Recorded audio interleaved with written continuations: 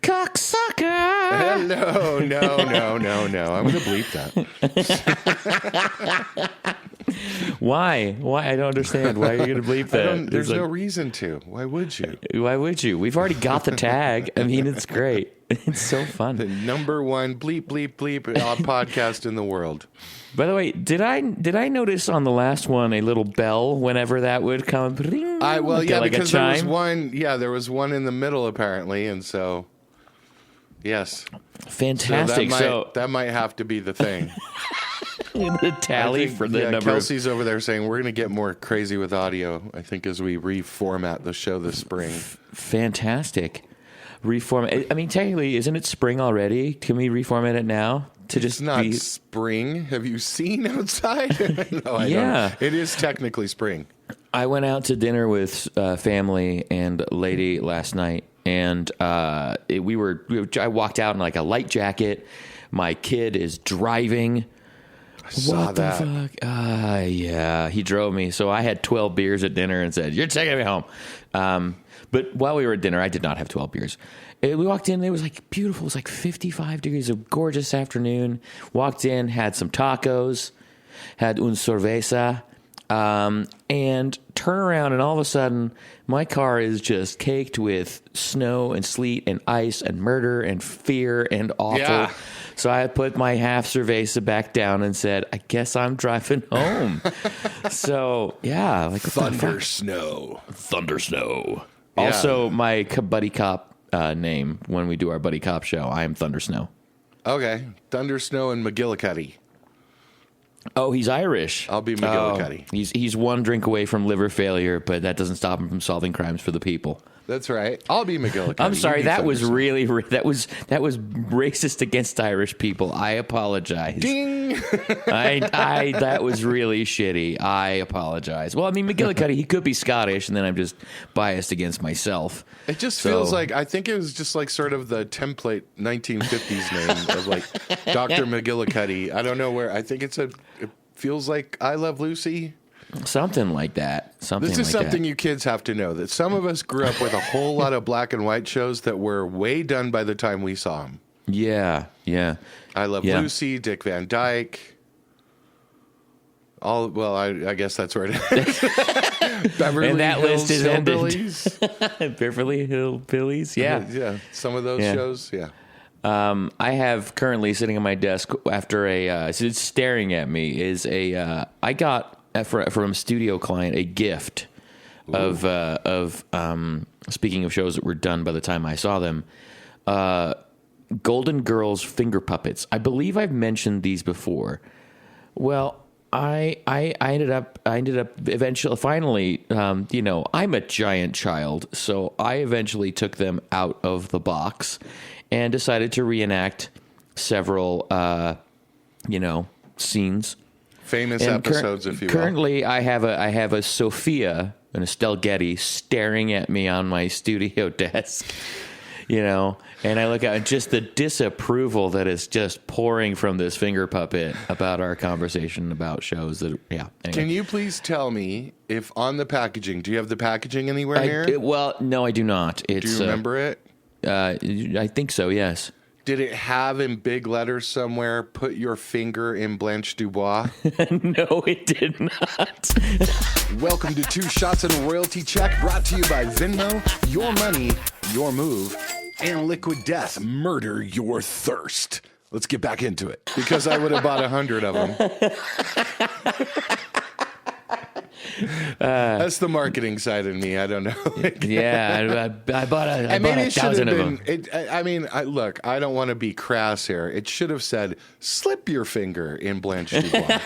Or something like that. Wow, we are going there today, ladies and gentlemen. Might as well drop it again. Cocksucker! Cocksucker! All right. Again. Hit the ding, Kelsey. Yeah. Hit the ding. Thank you. I saw something that was interesting today. So, it was actually yesterday. I read it. I'm going to pull up my list of things. I was reading about. I'm just doing like a TikTok adventure writing thing, and I saw that Mr. Wonderful Kevin O'Leary from Shark Tank has waded into the opinion polls. Really? He believes he's offering $20 billion to $30 billion for the to buy TikTok, essentially. 30 billion. 20 give or take 20-30, somewhere in between there. Somewhere 10 billion. What's 10 billion amongst what's friends? $10 billion to Mr. Wonderful? I mean, the that's man only is 1/3, 30%. If you see him waist up on an interview, he's probably in Bermuda shorts and flip flops because he fucking could be. Now he did say that he does think the sale wouldn't include the algorithms, which I think is an interesting little caveat. But the name and all the branding and all that and the user base is what he'd be purchasing for his $20 to $30 billion. I mean, what were they listing at? 280 million users? Something like that. That's probably a pretty good multiple. I mean, I don't, to me, and I think anyone that loves TikTok and knows TikTok, to me, the algorithm and how they can so quickly match what you want that day. Yeah. And change it and go back and get on this talk and get on that talk. Like it is the magic. Yeah. It's so much better than everything else. So much better than, I mean, YouTube is very good. Hi, YouTubers. Hi, YouTube. Yeah, you're very good. I just think it was interesting that, because I mean, I agree. The algorithm on TikTok is so fast because considering it took me months to get my Instagram algorithm to show me what I want. It took a while for it to stop showing me shit I didn't want to see. And then TikTok, it will still unearth old shit because that is Facebook's. Meta. Because that's their that's their way. I can't tell you how many times I'm scrolling on Facebook or Instagram or whatever, and I'll see something and I'm like, that was literally 5 days ago. And it's like a news story, like a hot news story, or, even if it's like a sports thing, it was like, ooh, there's a rumor Russell Wilson might go to another team. And it's like he's been signed to the Steelers for a week now. A week now, yeah. It's we used to always make a joke on Twitter back in the old days before the dark times before the Empire. Yeah. That when something was hot on Twitter, you would say, oh, man, I can't wait till everyone on Facebook finds out about this in 4 days. That's true. I just think it's all very interesting. I think that, people that are listening to this are going, but fuck, this is supposed to be a music podcast. And I think to myself, I think it's important that you as a marketing and, department for yourself understand how some of these things work, especially algorithmically, because the number of people that come to me and say, oh, shit, I didn't know you were playing on Thursday night. I'm sorry, my bad. It just wasn't in, because, I understand that, when I post something, maybe 4% at the most of the people that are actually following me will see things that I'm posting. Yeah. And if I actually, and that's by design, because they want you to spend money on marketing and, get into the routine of, if you've got something you want all of your people to see, you're going to have to pay some fucking money to do it. It's part of the marketplace. Yeah. And I think it's important for people to understand that TikTok operates differently, and that is why it's still a little bit of the Wild West, which is why we love it. It does, except TikTok, the magic in TikTok is about growth. And that's what she said. It's still, it's so much about your FYP instead of your followers. So you still will have low numbers to your followers for what you reach out to, but everyone's on the For You page. Everyone's on that. And so what you're doing is you're showing people that don't know you a lot more when that next show is or when that whatever is. Yeah. And that's why it's so that's why doing doing a minute thing of your song instead of we're playing show this weekend. Yeah. Oh, yeah. Yeah. Oh, my God. Did you see that last night, the live announcement? I've seen a few of them. If I see another person say big things coming. Oh, my God. It kills me. We're going to talk about that in a second, I think. That's going to be the whole thing. But, okay, so pursuant to this. There's some news about this sort of thing. Okay. The way that you would reach all your fans, right, is that you could just email them or text them. Yeah. I have a show this Friday. Every single one of them would get that message. Yes. That's how you break out of the platform, right? That's how you do it. I think that Have you heard about the James Blake thing? Do you know who James Blake the is? new streamer that I've seen? Yeah. I've seen inklings of it. I did see it. Yes. And he went a little viral on TikTok and Instagram about this, basically about like how, the hamster wheel of streaming. Same thing as everyone's saying. Artists aren't built to promote on social media. They should be creating music. You'll hear this a lot, and this is just an argument that we all are having, right? Yes. Ever it was. Yes. But basically, like, wouldn't it be amazing if there was a way where I could give you my music directly, right? And like my vault music. Yeah. And for like, say, $5 a month or something. And so it's basically a direct-to-fan subscription. Yeah. And suddenly, out of nowhere, like within 2 days, a company comes to his rescue called Vault FM. And they jump in. And they're like, we have this. Join us, James Blake. Vault.fm is the name of it. And VAUT, right? Not Vault. VAULT. It is Vault. Okay. Yeah. And join us. Yes, we'll do it together. And so, like, within 2 days, they raise this thing. And it's okay, first of all, that's bullshit. Just know that is bullshit. Here comes the St. James. At a hotel, like, excuse my music in the back and all the rest of the sound and all that. But we're launching Vault.fm, to show music has inherent value beyond just exposure. All of that kind of crap. Okay, listen, like, it's good. This is a good thing, right? It's a good thing. But let's break it down just a little bit because I happen to know a little bit more about it than other people probably do. There is already a company called Vault in this space, which I wrote about, Vault HQ, I think, which I wrote about a year and a half ago, something like that. Yeah. And they they make rare music. It's Vault Music HQ if you want to find them social media.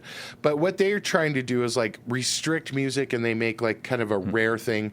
You can find, I think we probably have a podcast about this. Actually, of course, last year somewhere. It was kind of around the Web3 model, right? Like you buy tokens. You had to use like ETH and you would buy stuff, but you could like get all the downloads of the previous release album. It was basically based on like an album release or an EP release. And you would basically invest in their vault and you would get all that information, behind the scenes photos, all of that sort of thing. Very mobile friendly. And so this new company comes out just like out of nowhere, just a new company that, we're just responding to James Blake on this. Okay. Here's the truth. The people behind it, this is Sound XYZ, which has been doing this since 2020, 2021. They're very Web3 music oriented.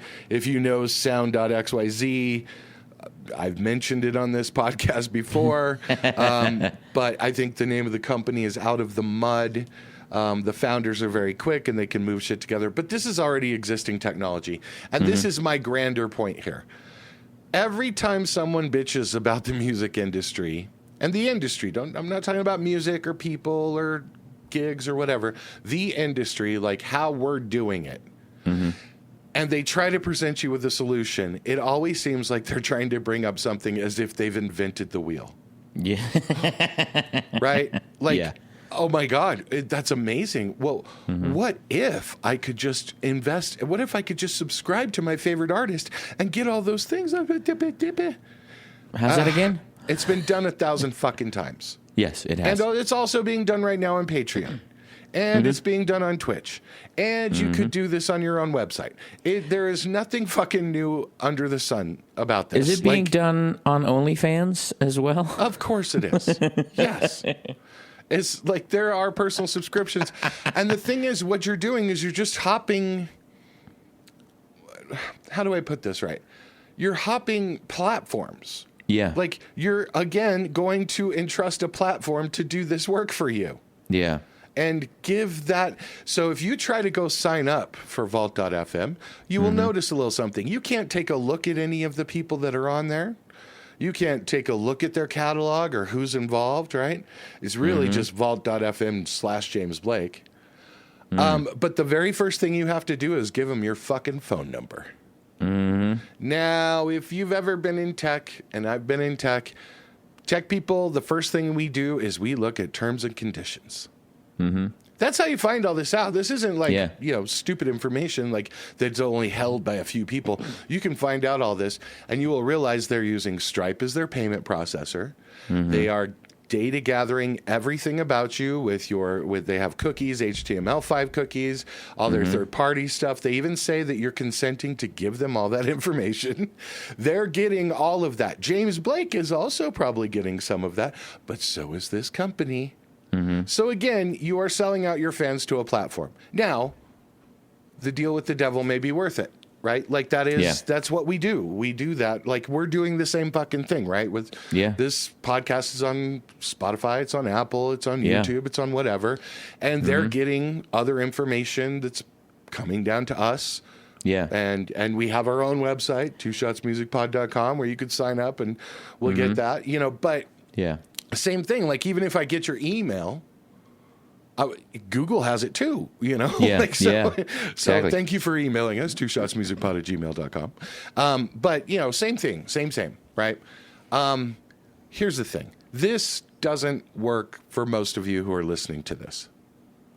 When your fan can pay $10.99 for what's the all term? music. All of the music. Yeah, all of it. Or they could pay $5 for just your shitty drops. You know what I mean? Like your home recordings, your vault stuff that you're not going to release. Okay, maybe. This is going to work for people who have had major label backing, who have had major fan building. At some point, this makes sense for you. I mean, James Blake has 334,000 followers on Twitter alone. Yeah. So, look him up on Instagram. What's his Instagram? I'm assuming James Blake. No, I mean, like, what's his number? I bet it's over 500,000. Think so? Okay. Something over 500,000, I bet. 664K. 664, yeah. So, yeah, it works. If you're looking to try to take 10% of your people, right? Okay, you get somewhere, he's got like probably 1 million across platforms, followers on social. Yeah, you try to get 100,000, try to do $5 a month. Well, fucking A, yeah, that's a good deal. Minus the minus. Here's the other thing, Vault FM. So we're supposed to talk to you about this as like an independent artist. Like, is this viable for you? That's what we're talking to you about. Okay. There is an artist sign up for Vault FM. Which you basically have to give them links and stuff. They don't tell you what qualifies you as an artist to be on Vault FM, nor will they. They're looking for major numbers because they're trying to get all those. Yeah, I'm just a little shocked that it doesn't include that in some type of terms and conditions sign up. That these are the qualifying data points for that stuff. Because they don't know. Oh, like interesting. They don't know. Yeah, it's just they just threw up a back end. That's all it is. And it's, you can text me. We can chat about the music I drop. Okay. It's very mobile oriented. And look, it's going to do a little bit of business. Yeah. It's going to work a little bit for James Blake. It's certainly got everyone talking. Yeah. My point of view about this is a non-starter. It's been done before. You could do it with Patreon. You could do it. And by the way, you could do this with YouTube too, with super fans and all that. You can do this with a lot of other platforms in a much richer way. To provide, like, I don't see any video on this. It's mostly just MP3 files or WAV files that are supposed to be like backdated vault music. And this is going to be for people who have like a major label deal and then are trying to release music outside of their major label deal. That's basically what this is. Interesting. That's why they call it vault. It's releasing music from your vault. It's not like James Blake is going to stop releasing on Spotify. The last I checked, he still has music up. Yeah. And so...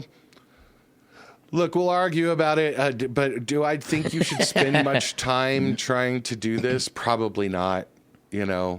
Because the other thing that I really would like to say to independent artists is that whenever you get involved in a direct-to-fan thing, whether it's a Patreon, whether it's a Kickstarter, whatever it is, you better fucking follow through. Oh, you better make it valuable. And if you don't have enough time to do TikToks about your own music, to do Instagram reels about your own music, to do social media about your own music, do you think you have enough time to like write and record and produce an extra song a week and go through your lyric files and make that a graphic and give it to them and then get on there and discuss it with them? Fuck no. Yeah. You probably don't. Well, let me ask you this question. What is a better way for artists to do this rather than going through these platforms and all this kind of stuff? Is there a better way for people to do this? Or is this just kind of the dance with the one that brought you kind of thing? I mean, the answer changes all the time. Yeah. But I think, personally, it also depends on the kind of music you do, how much live you're doing, how much like live music you're doing. If you're a bedroom producer, it's different than if you have a 4-piece band that's on the road in Kansas, right? It's different. But I think you use these platforms to try to funnel people in to your own list so you can own your fan base. Yeah. But don't throw away the platforms. Yeah. Like everyone's going to Spotify. That's not because of you. And so just imagine a world in which this existed where everyone is direct to fan. Well, how far down the list do you think that your name as an artist is going to be on the subscription list for your fan? They got to love Foo Fighters, Muse, AC/DC, whatever the bands are. They're the top of the game a lot more. And there's your $20. They're done. Yeah. I'd like to point out that my name is Stu Miller, and how far down the list I am behind all of Steve Miller's shit on every search. Yeah, it's like, whoa, take the money and run. And I do not take the money and run. But yeah, again, I agree with you. You don't throw it away. It's another avenue for, gathering the data. But bear in mind, they're gathering the data too. Here's another thing that people don't think about when you get into these. I call them niche platforms, but when you get into these niche platforms, that nice. We're gonna go niche. Yeah, niche. Anyway, he killed 2 guys. But cocksucker. But here's hit it, Kelsey. Thank you. But when you get into these. Here's something you need to realize about how the internet works altogether, right? We talk all the time about finding your fan base. And why is that? It may be that your fans hate Instagram and love Twitter. It may be that your fans love Facebook and hate YouTube. It may be that they're only YouTubers, or they like Twitch, or they only do Reddit but not Twitter, right? So it's fragmentation all over. That's why you kind of got to be everywhere all at once. Yeah. Is that you're not only are you trying to find where your music is resonating or your story or you as an artist, but you're also trying to find like where your fan bases are migrating to. And this is this gets deep into marketing. It's an age migration thing. A lot of kids will be on Reddit, and then at some point it's not cool anymore. A lot of people will be on like Snapchat and then it's not cool anymore. And then they'll be on Twitter and like, fuck that, I don't do Twitter, I'm on Threads. And like Threads is not cool. No one cares. But like, you know what I mean? Like they're gonna go all over the place. And so what makes you think that Vault.fm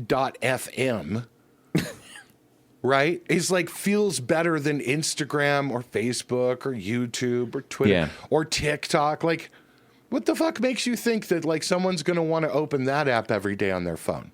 It just becomes yet another app. And especially, here's what's funny about this.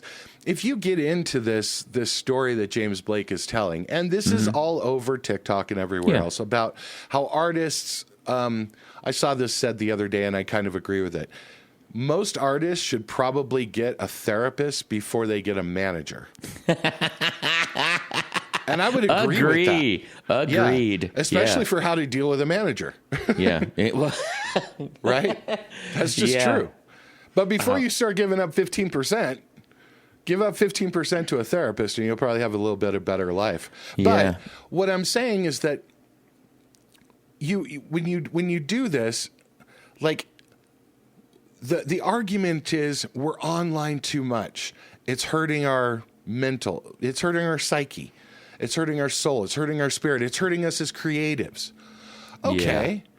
Well, what do you think it's doing to your fan base? Yeah. Isn't it kind of the same? I mean, it's Yeah. not. This is not just a musician problem. This is a 25-year-old problem. This is a 35-year-old problem. Like it's a problem for all of your fans too. And so, what is your solution to that? Is to add another fucking app? Yeah. Yeah. Like that's your solution, is to add more phone time, more social time, more interaction. That's my kind of problem with it. You can't be out here on the mental health tip. Yeah. And then give me another app to open every day. Yeah. Yeah, exactly. With notifications and the anxiety that those bring. Yeah. I don't have any interest in that, and I think I don't have any interest in that. I knew where Stu would fall on this one. Yeah, totally. I agree with that. Speaking of which, happy Taylor Hawkins Day. Yeah. I remember exactly where I was when I got that text. You know? Yeah. Like 2 years. It's crazy. 2 years. It is absolutely crazy. Yeah. I was very fortunate. I got to see him play and hang out with him a couple times, on stage and back. I got to see, I played Bumbershoot with Chevy Metal many years ago, and, got to say hello and tell him I liked his bottom. I just think it's so great that like a drummer still resonates. Oh, yeah.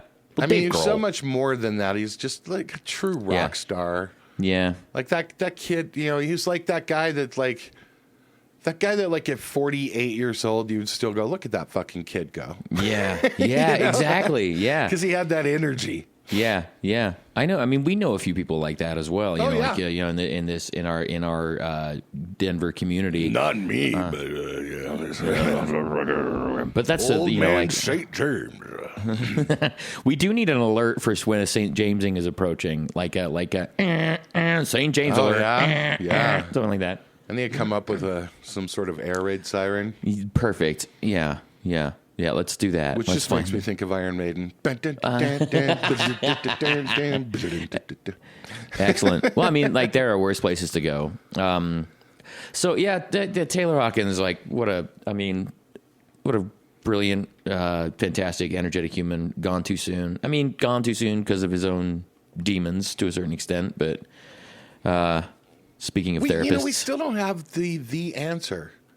We never got a cause of death. I was thinking about that this morning. I mean, I think we have I think I could tell you what I think, what it is, what happened, but like I don't know if there has ever been an official thing. Because I know that like Perry Farrell was talking to him in the hotel room that day. Yeah. Because they were doing a record and but there's a whole lot of, because this is Bogota. Yeah. Right. And there's a whole lot of stuff around it. And I don't want to get into it again, but I'm just saying, isn't it like usually by 2 years, you kind of have like this is exactly what happened. Yeah. Yeah. I mean, there was stuff about altitude, about heart stuff, about, drugs, about things and stuff, relapses. Mm-hmm.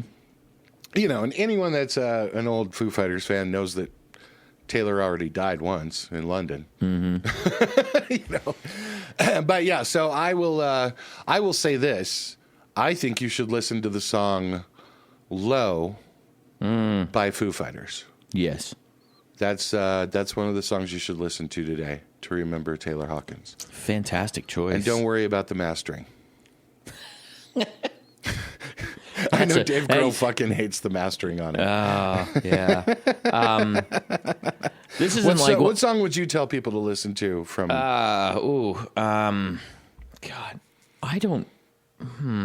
Well, you don't like. I don't like his music. Is that what you're going to say? I'm going to. By the way, Low is on One by One. I love the album Concrete and Gold. Like it is like one of my favorite, like of the modern era of Foos. And personally, the Sky is a Neighborhood is a personal favorite performance of that entire band for me. I remember when I was like, what the fuck is going on here? This is badass. Yeah. Anyway, everything because it just sounds like the beginning of it sounds just like a fucking room mic with people just yelling and screaming at each other and banging the shit out of things, and I love it. Anyway, so fucking energetic. And that was Greg Kirsten on producing that, right? I think he did Concrete and Gold. I believe so, yes. Yeah, Greg Kirsten. Mm-hmm. Yeah, fucking the sound on that, the air on that. Yes, yeah. And then how it gets so big and then comes back down. Yeah. Yeah, super fantastic. Okay, so those are the songs you need to listen to. I just want to point out Taylor Hawkins Day. That Taylor Hawkins rides again. Aw. That was a mashup. That's a mashup for the centuries. I love Justin Hawkins too. I just like to point out that the Taylor Hawkins died in London is not akin to Paul McCartney died in 1966 or 70 and was replaced by a lookalike. No. Go watch the Foo Fighters documentary and you'll see it. Yeah. No. I love good conspiracy theories. Number 9. Isn't that where the Paul is dead thing happened? I don't know. I haven't actually gone down the rabbit hole, but I just love that. Like, I've got some friends that are like, Paul's been dead for like 40 years. I'm like, oh, Jesus. Okay. please regale me with. Please don't vote. No, I love conspiracy theories. Okay, so I found. So I'm kind of obsessed with lizard people, and I'm kind of obsessed. Oh, lizard people. Okay, lizard people, and I'm obsessed with the DIA as a bunker for the lizard people. Denver International Airport, and there's like a whole bunch of fucking like Illuminati. Yeah. Like I love this shit because I love that we are so bored we will fucking come up with anything to amuse ourselves. I love the DIA leans the fuck into it. Oh yeah, me too. When they were doing construction, leaned into it. I think it's super fantastic that they do that. Of like, yeah, you bet. Yeah. And Lucifer, and for a while there was like. There were Egyptian statues. Yes. Was it Thoth? Or something like that. Yeah, those were awesome. But like an Egyptian statue of the god of death. Osiris or whatever, at a fucking airport. At an airport. This is before Boeing was having problems. Oh, topical moment. Yeah. Well, yeah, they're just, if you get a chance to go down the DIA rabbit hole, there are just so many things. Fantastic. And by the way, there are underground tunnels. Yes. There are, yeah. And part of it you can't go to, and a lot of people don't know this, but DIA is not too far from a Superfund site, which is a former nuclear facility in Rocky Mountain National Arsenal. Yep. Rocky Flats. Yeah. But here's what's even funnier about DIA. The number one threat at DIA is squirrels. Number one threat around here is squirrels too. Squirrels go and they fucking cut brake lines in the parking lots. They take out shit under cars like all the time. Oh no, not squirrels. I'm sorry. Rewind that. Flip it. Reverse it. Groundhogs. It got better. Or are they groundhogs? Because if you look deeper into that, they say that they're little robots. I thought they would be little lizard people. They're like the offspring of the lizard people, dressed in marmot costumes. All right, only 3 people got that. That's the offspring.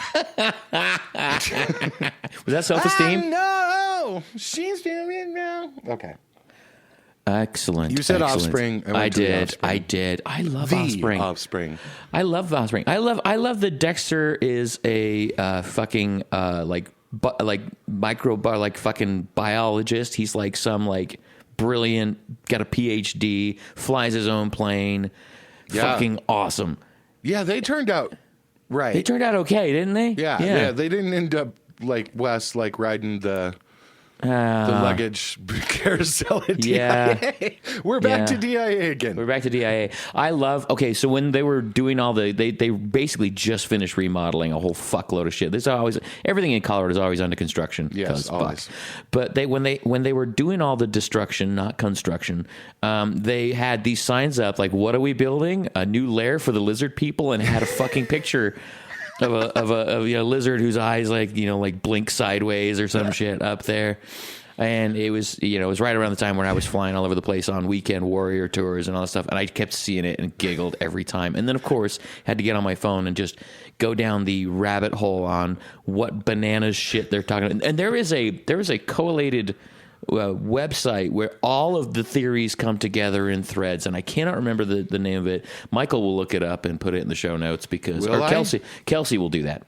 Yeah, no, probably. No, yeah, I'll find it later and I'll put it in there. I was like, you bitches will do it for me. No, I love this stuff. I love it so much, and it's we're all storytellers to a certain extent, and some of us tell crazier stories than others.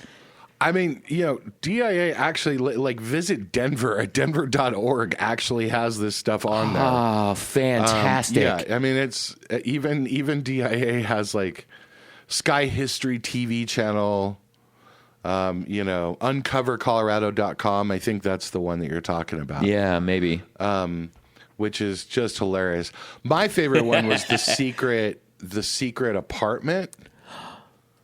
There's a secret apartment under DIA that you could live in. Yeah, it's America Unearthed, I think, but but of course there's a secret underground bunkers. Yeah. But it's what's funny is that we have also wasted billions of dollars on that stupid fucking baggage system downstairs. Like that's what's hilarious about it. So it's like, might as well just say it's lizard people. Fuck it. Yeah. Fuck it. The lizard people did it. I mean, that's what I've been blaming all of my mistakes on. I'm sorry, it wasn't me. It was the lizard people. I was not that guy that night at that bar drinking that amount of tequila. Have you ever played DIA?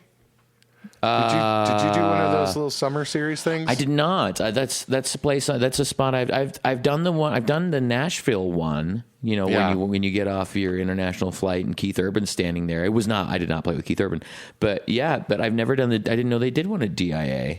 They did years ago. They haven't really done it since because it's always under construction.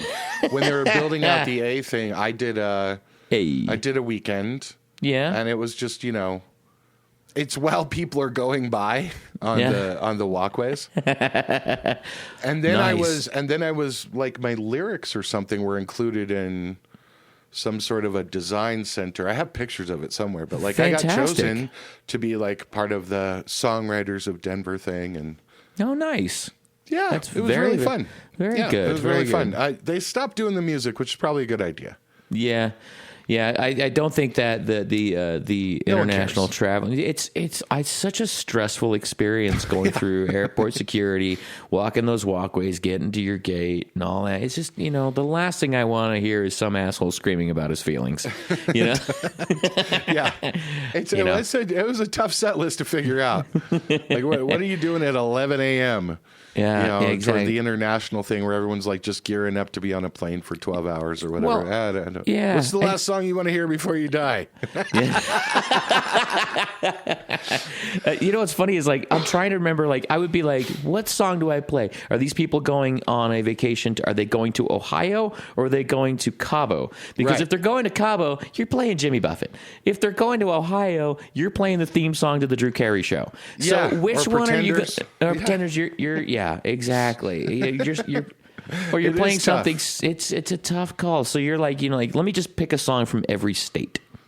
Just figure it out. And then we'll go international. I'll play Africa by Toto just in case. Yeah, and, that'd be nice. That makes somebody think twice about that. Yeah, but the thing is, the question is, does DIA pay their ASCAP, their dues, so they can have music there? This is the question. I think that you have to pay it by location. Like the Hudson News has to pay it. Or the bar has to pay it. Yeah. But you're standing in the international walkway. I don't think there's general music being piped in. It's just more doo-doo-doo-doo-doo. Mr. McGillicuddy, please go to the phone. And he's back. Hi. Mr. McGillicuddy.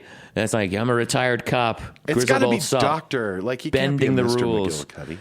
Oh yeah, he didn't go to medical school, so you could call him Mister. Thank you very much.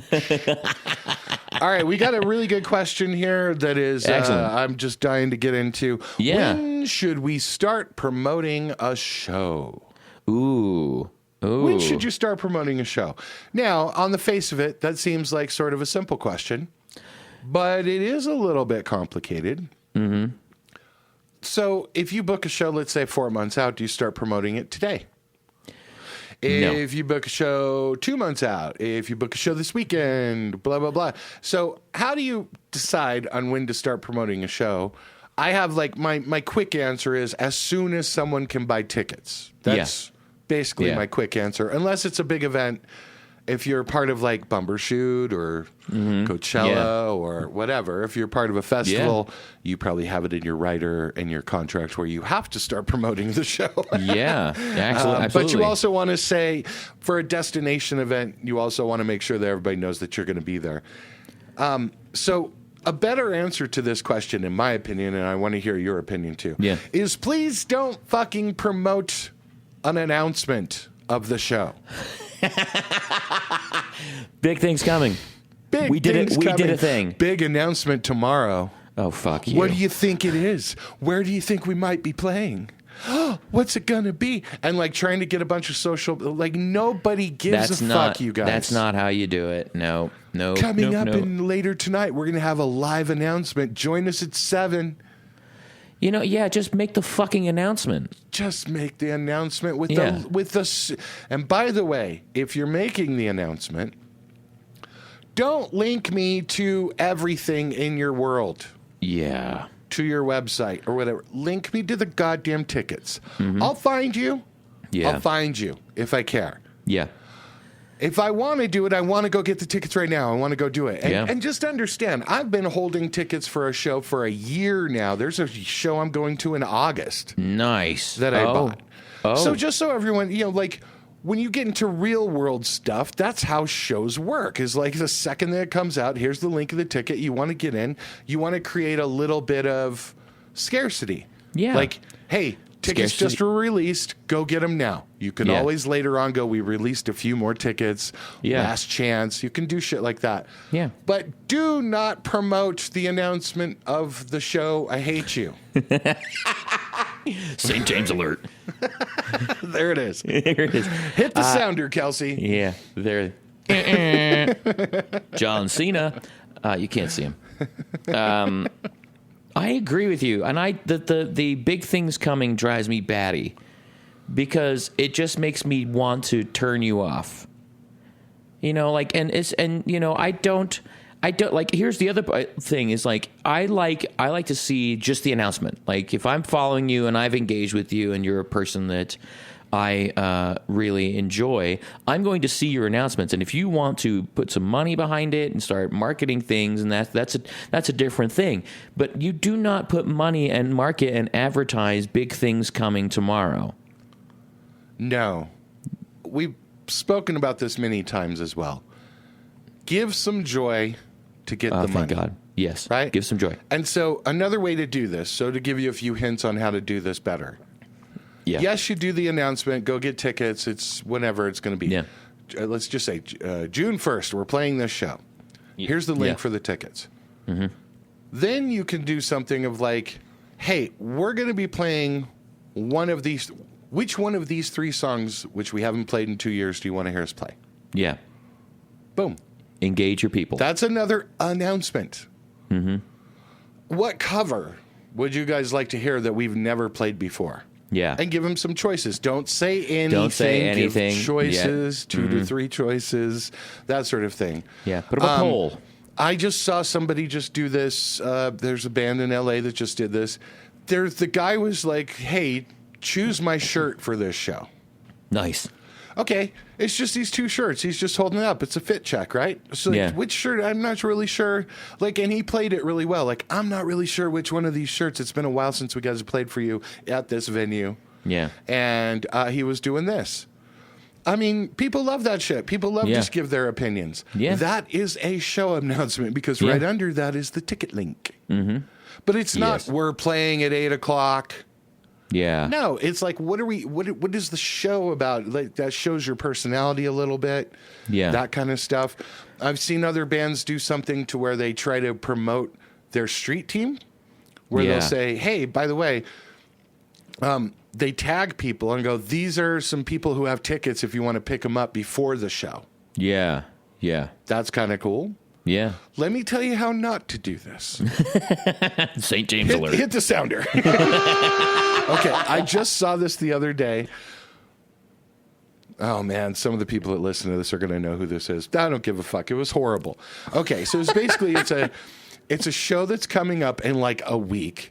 Okay. It was like they just posted, hey, join us for this special event show that's going to be acoustic. Okay. Oh, okay. And let's just say there's 2 or 3 people that play in the acoustic version of this full band. In the post, okay, in the comments on the post itself, the drummer went, boo, book a real fucking show.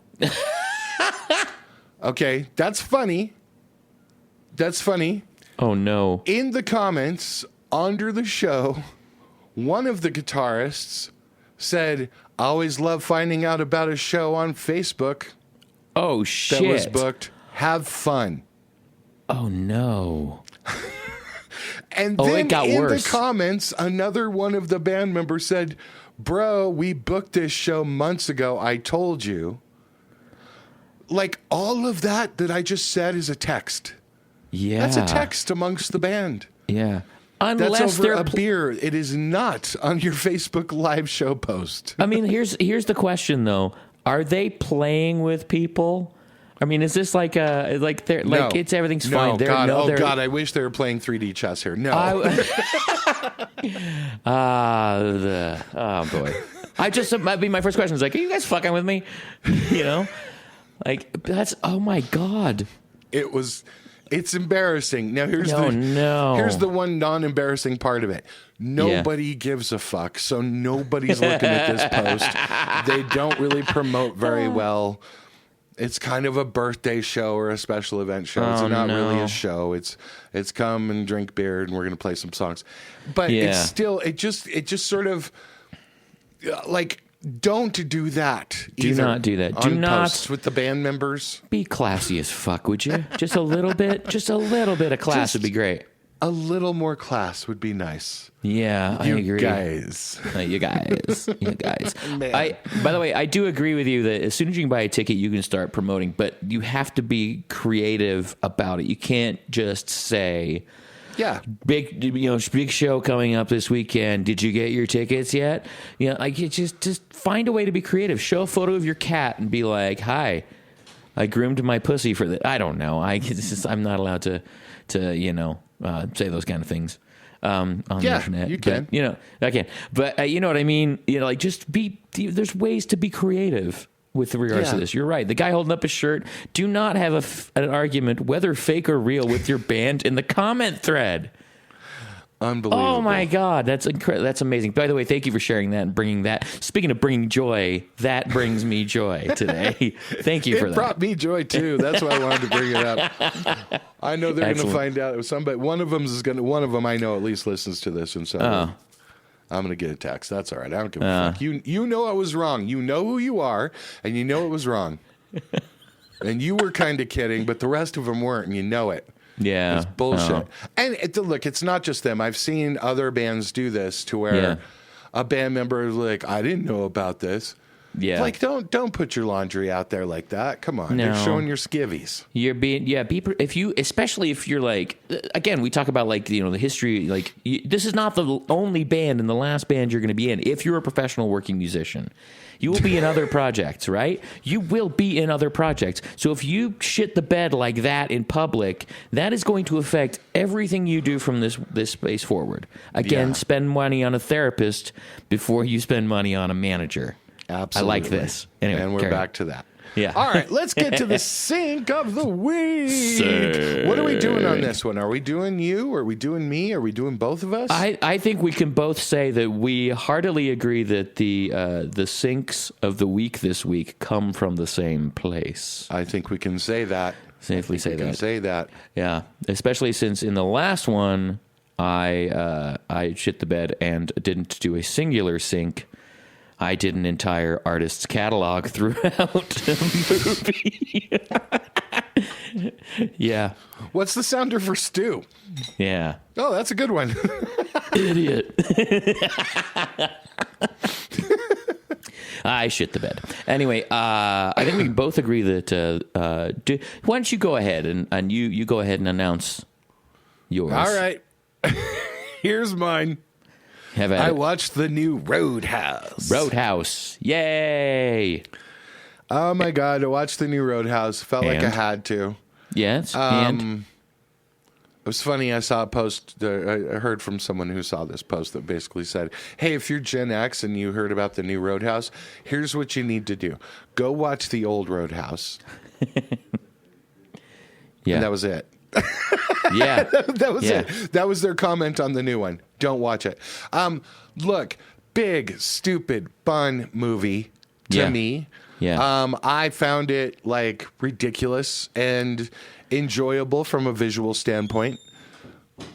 And I found it like, crazy. There were some cool, very much Joel Silver produced camera tricks in it. Oh, yeah. Like some of the first person shots. Yeah. Yeah, very much so. GoPro action that had some perspectives in it.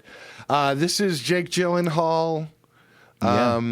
He is jacked in this movie, too. Conor McGregor is basically... what did I call him? I called him... He's like a cartoon character from a Marvel film. That's what he looks like. Yeah. Everyone is on steroids. Everyone is on drugs. Mm-hmm. And I mean the actors, because they're so phenomenally ripped.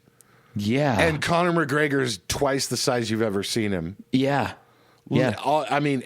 At least his traps are glued to his ears. He plays it so over the top and fun, and so okay. So I know we're going to talk about the movie a little bit, but I'll get my sync out of the way so we can talk about the rest of it.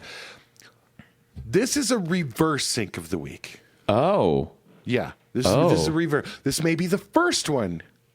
This may be the first one I've ever done. Okay. The worst sync I've heard this week.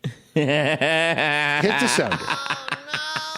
Was Enter Sandman from the new Roadhouse music. Yeah. From the new Roadhouse movie. Yeah. Enter Sandman by Metallica. The absolute fucking worst. And do you want to know why, Stubert? They couldn't afford the Metallica one, so they got a cover version? Because they did a cover version of it. Yeah. It is Rina Sawayama.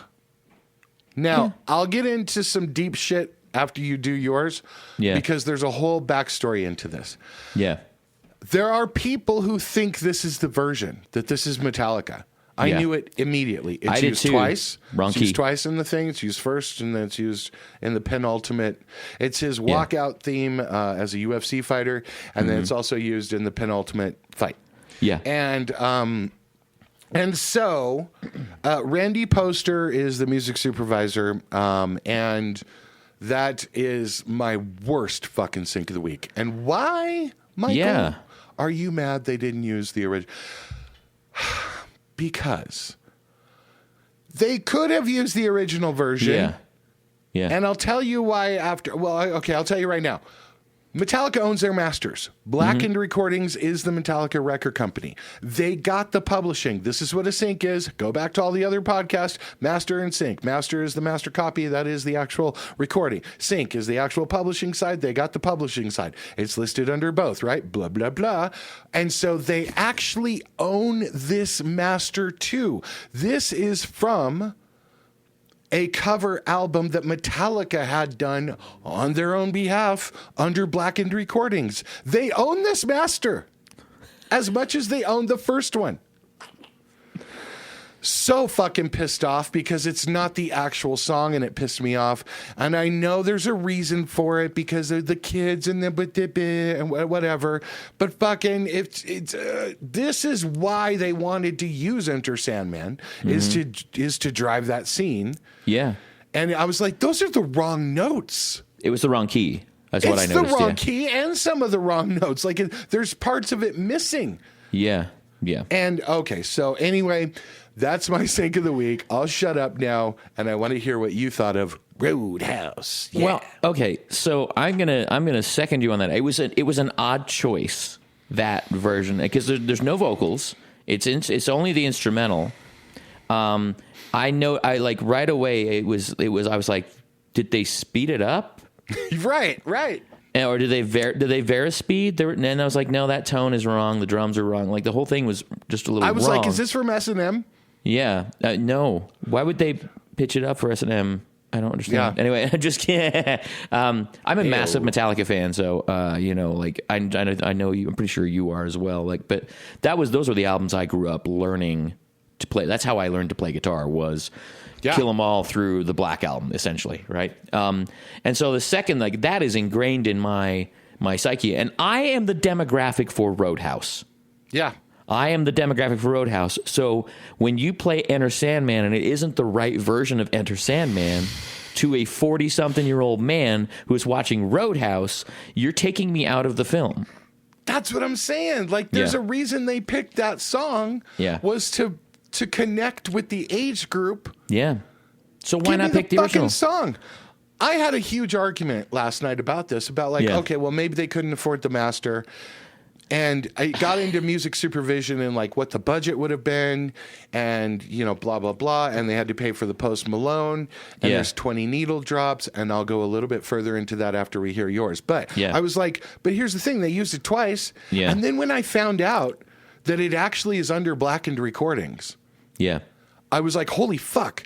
It's the same master group. Like the same record label could say yes or no to it. Now, the other thing is that if Enter Sandman is notoriously unsynced. Yeah. It is notoriously very expensive. WWE couldn't use it. It got used for Ford F-150, partially because James Hetfield loves those trucks. Yeah. It's notorious for being very stupid fucking expensive. Yeah. And so maybe it was to keep the master like rate sheet high. Yeah. But they also own this master. Like, it's crazy. Yeah. Okay, go ahead. What are yours? Sorry. I enjoyed the film. It's not the original. It's not going to like sit in my. But that was a place and time with regards to the original Roadhouse and Swayze and Sam Elliott and all that kind of stuff. And I enjoyed this. And here was the thing I told my son yesterday was I watched it. And I said, you're not going to enjoy it. And I said, but I'm starting to understand the appeal of Florida. And he went, oh, no. Because I'm looking at these beaches and this Roadhouse on the beach in a fictional, I believe it's a fictional town in the Keys. Mm-hmm. Yeah. And I'm looking at the beach and I'm looking at the back patio with the palm trees and I'm going, oh, I get it. Oh, I kind of understand. So I enjoyed the the setting and I enjoyed the I thought Gyllenhaal was funny. As I said, he is not a cooler like Dalton in the original. That man, wades in, and goes for it. But one of the I think it's one of the first major fight scenes. And it's in the trailer, so don't at me. He asks a person how their insurance is. Do they have dental and all this kind of stuff? And then there's a scene where they're driving to a hospital after that scene. And in the car is playing on the radio in the shitty car he borrows to drive these people he's just beating the shit out of to the hospital is Kokomo by the Beach Boys. And that is my sync of the week because I thoroughly enjoy the people are holding their fucking noses and there's blood dripping all over the place. He's driving looking like, why do I have to drive these assholes to the fucking hospital? And on the radio, Aruba, Jamaica, ooh, I want. It was just such a beautiful juxtaposition. And I think the car is almost dead silent with him driving them to the hospital. And that song is playing underneath. That was my favorite part of the entire movie. And there's a one-word joke in that scene. I'm not going to give it up because if you watch it, I think anyone would laugh at it. Yeah. I forgot about that. Yeah. It is really. That was very just funny. Genuinely funny. Yeah. It was really funny. Yeah. By the way, Kokomo got the master. Yeah. That was the real master. Yeah. Got the real master on that one. Okay. There were a couple of good covers from. I thought the band choices were interesting, like the fact that it wasn't a house band. There was a couple of bands. I'm so pissed off about this. We're going to disagree about this. I thought it was kind of cool, but, I just hope both teams had a great time. We're going to totally disagree about this. I had a huge, long argument about this last night. Okay. You're not going to argue with me because I'm going to accept your premise and agree with you, even though I disagree with you. No, you're going to respect my premise, but you're not going to agree with me. Okay, go ahead. Have at it. You ready? Yeah. You ready? Okay, here it is. St. In James the alert. original Roadhouse, the Jeff Healey band was the house band. Yes. In this Roadhouse, there are no less than 5 fucking bands. Mm-hmm. Each one of those bands keeps coming in after the last band got the shit kicked out of them, after the bar got blown up, after someone got thrown some. It is still a social media. They have the internet. They even mention it in this. Yeah. Bands would stop coming. There's a reason why there's a house band. There's a reason why the initial house band of Jeff Healey made sense in the original one. Why you would put up with that shit is because you are the house band. Yeah. You are just there and you know it. I wouldn't go so far as to make him blind so he couldn't see the beer bottle coming at him. But there is a reason why a house band makes more sense than all of these bands coming to a small little bar that is notorious. It's not part of a touring circuit, but it's notorious as being near nothing else. Mile marker 77. Why the fuck these bands would be there as a script problem? It kills me. Okay, that's one. Okay. Number 2. I read about the music supervisor talking to, which, by the way, I guess we should mention. Did I say it was? I believe it was Randy Poster. Okay. Yeah, Randy Poster. Here's the other problem. They talked a lot about the music and how he wanted to use music that was of the area. Okay, this is South Florida Keys, off the very southern tip of Florida. Mm-hmm. Well, what kind of music did they use, Stu? What kind of bands were those? There was a blues band. Zydeco. There was a Zydeco band. A whole lot of Louisiana bullshit. That is not Southern Florida. That is not Keys music. Yeah. At the fuck all. That's someone who's never been to both areas. It just is. And if you know anyone in Florida, Florida is so hyper localized. People from Jacksonville will not say they're from Florida. They're from Jacksonville. Yeah. People in Orlando have nothing in common with people in Miami. People in Miami have nothing in common with Tampa people. It is very localized. And Tampa, you could maybe get away with saying, yeah, this is part of the vibe of South Florida. No. It's completely wrong to have all these Louisiana bands in there. And so they were saying a bunch of Louisiana bands, but when you go through it, Breland, that dude, he's from Jersey. The guy that sang like the church song, he's from Jersey. Mm-hmm. Same thing. Natalie Bergman, she's from a duo from Illinois. These are not local. Like, you had a chance to break a band like Jeff Healey band from the original one. You had a chance to break someone. They're going to do all these cover versions, like Jelly Joseph are doing What I Got by Sublime. Yeah. Okay, you can do the cover version. That's fine, but let's break someone. Yeah. Why are you having all these disparate? I don't think anyone's going to pay attention to all the different bands that were in it. We can go through them. Fred Motif, Tommy McLean. By the way, C.C. Adcock and the Lafayette Marquis, another Louisiana band. Rockin' Dopesy Jr., his dad was very famous in Zydeco scene with the Zydeco Twisters. That is Louisiana shit. That is not South Florida shit. I'm sorry. They were completely fucking wrong about it. It's completely wrong. That's like saying Bruce Springsteen, New Jersey music is the same as being in Chelsea in New York, in Manhattan. Well, it's close. It's close. It's tri-state. No. One of those is New Jersey. One of those is CBGB. Yeah. And one of those is fucking Bruce Springsteen. It's not the same. Yeah.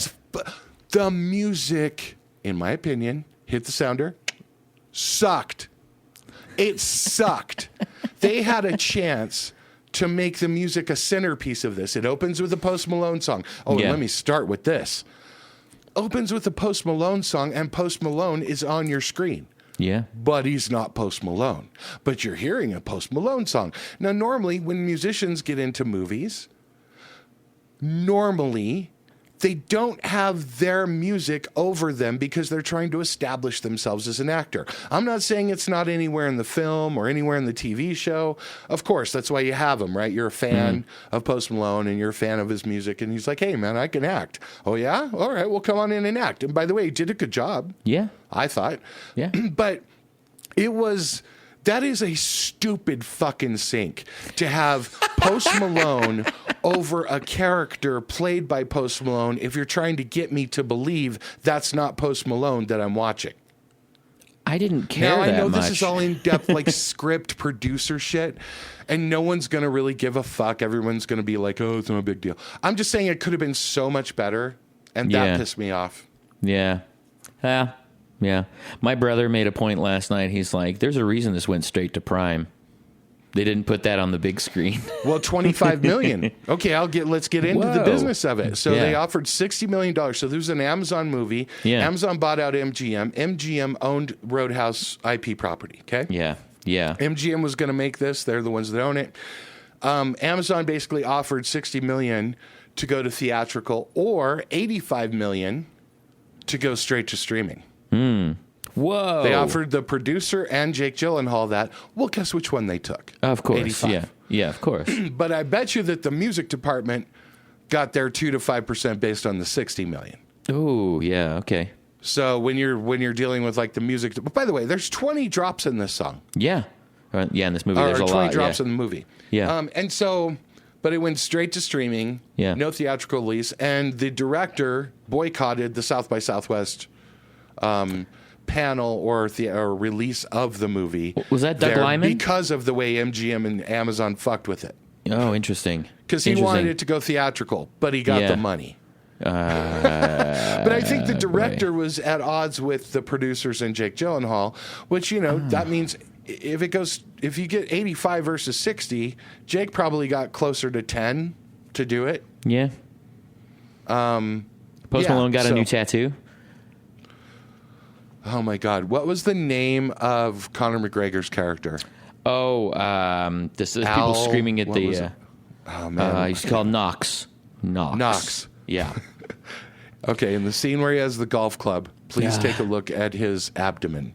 Yes, because he has a Knox. He has a Knox necklace on. Yeah. And then right under it is Knox tattoo. Tattoo right across his right under the rib. Yeah, he was ridiculous in it, and there was definitely a couple of moments where I wasn't sure what movie I was watching. Like there was a couple moments where it was like it was really fun and then there's a scene kind of right when there's a little snapping happens. And it gets a little dark, and I was like, "Oh shit, is it going to go that way?" And then it didn't. And I was like, and I was like, "Oh, that could have been a really cool turn." But anyway, just see the character snap a little bit, Anyway. I loved how they wrote the ending of it. They basically walked into the writer's room and said, "Okay, you have a day. Write the ending." Because it was just like, let's wrap it up. Yeah. Let's just wrap it up. Like there was you never got the conclusion of the bar owner. You got it just whatever. Yeah. Show him in a hoodie. Here we go. Yeah. I mean, as I said, roll credits. I enjoyed it, but I didn't think that much during it. No. I was like, and that was really the key. Fun. Big stupid fun, and I guess if I think about it too hard, it might annoy me. But I will never watch it again, probably. But Here's the thing, because of the music, this could have been a cult classic if the music was better. Oh, yeah, I agree. You think anyone gives a fuck about these artists? Don't give me 7 to choose from. Yeah. Give me 1 to get behind and break something, and then but anyway. Yeah. Anyway, so there it is. Roadhouse is your sync of the week. Yeah. Well, see you later. Big things coming.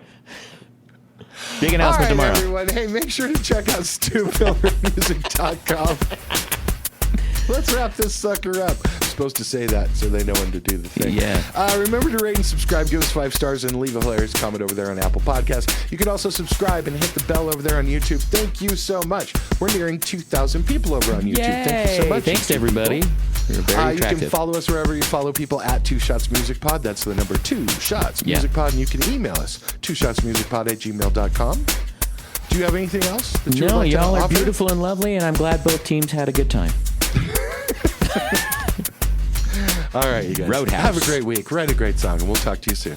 Love you. Bye. Love you. Goodbye. St. James alert.